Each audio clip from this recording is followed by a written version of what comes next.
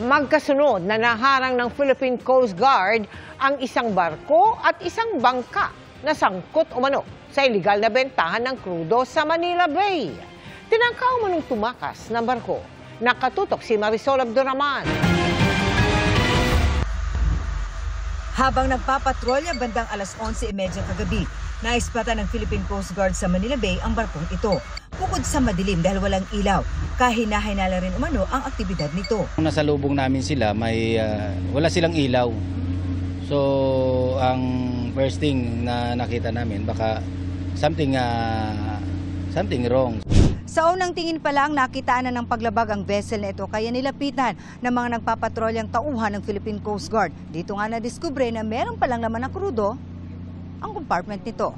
Nung chinek namin, wala siyang mga dokumento, yung mga crew, walang dokumento pati yung mga kargamento nila. Nagtangka pa umano silang tumakas. They're trying to evade the apprehension. That's why we immediately conduct the operation. Yun, nahuli namin sila. Huli ang 7 sakay nito, kabilang ang kapitan ng barko. Ibili po kami ng krudo. Saan? Sa mga tagbot po. Takbo. Tapos?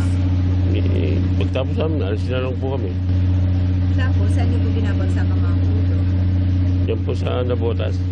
Pag-aamin din niya, 2 beses na silang nahuli.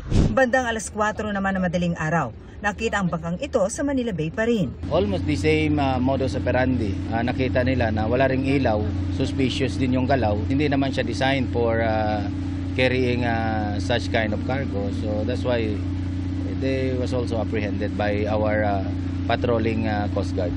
Wala rin umanong mga kaukulang dokumento ang nasabing bangka na may kargaring krudo. Gano'ng kadami na ikakarga sa bangka mo?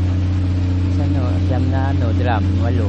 So yung pinagkuhanan mo, iba sa pinagkuhanan nila? Magkaibang barko?